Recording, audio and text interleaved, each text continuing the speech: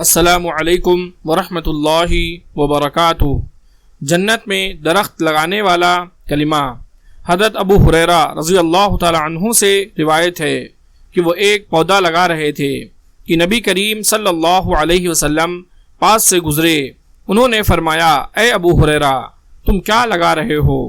میں نے عرض کیا، پودا لگا رہا ہوں۔ تو آپ صلی اللہ علیہ وسلم نے فرمایا، کیا میں تمہیں ایسا پودا نہ بتاؤں جو اس پودے سے بہتر ہو؟